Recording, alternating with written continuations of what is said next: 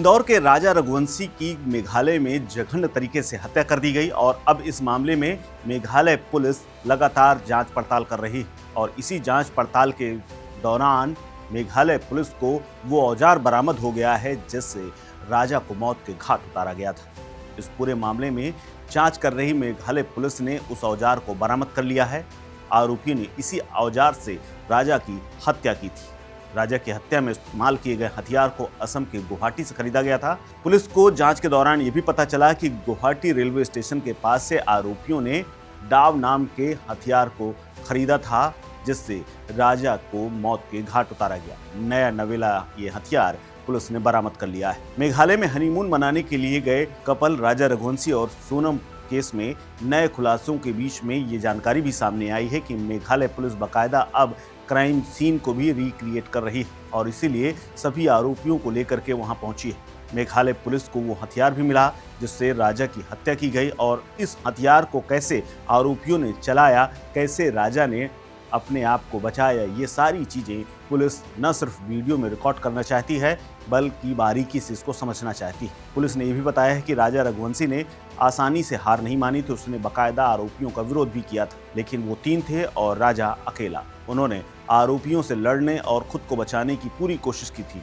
हालांकि उनके ऊपर चूंकि पीछे से वार किया गया था और हथियार धारदार था और इसीलिए खोपड़ी में लगने की वजह से उसको अचानक चक्कर आया और बेहोश होकर के गिर गया। पुलिस के मुताबिक विशाल चौहान ने राजा पर पहला वार किया था और यही दरांती जैसा दिखने वाला डाव जोर से मारा था। पुलिस की जांच में यह भी सामने आया है कि राजा रघुवंशी खुद को बचाने की पूरी कोशिश में जुटा हुआ था, लेकिन इसके बाद गिरते ही उसके ऊपर ताबड़तोड़ वार कर दिए गए।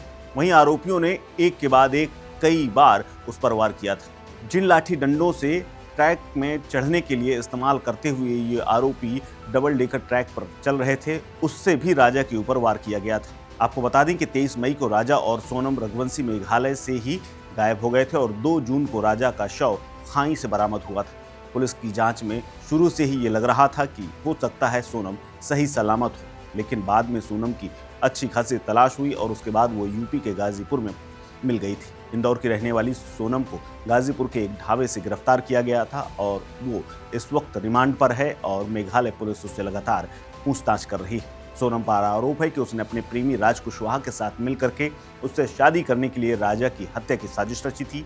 राज ने ये काम अपने 3 दोस्तों विशाल चौहान, आकाश राजपूत और आनंद कुर्मी को सौंपा था और उन्हें बाकायदे इसके लिए सुपारी दी गई थी। इसके अलावा एक और वीडियो सामने आया है जिसमें देखा जा सकता है कि सोनम और राजा चेरापूंजी में ट्रैकिंग कर रहे हैं और कुछ दूरी पर ही उनके पीछे पीछे ये तीनों आरोपी भी चल रहे हैं।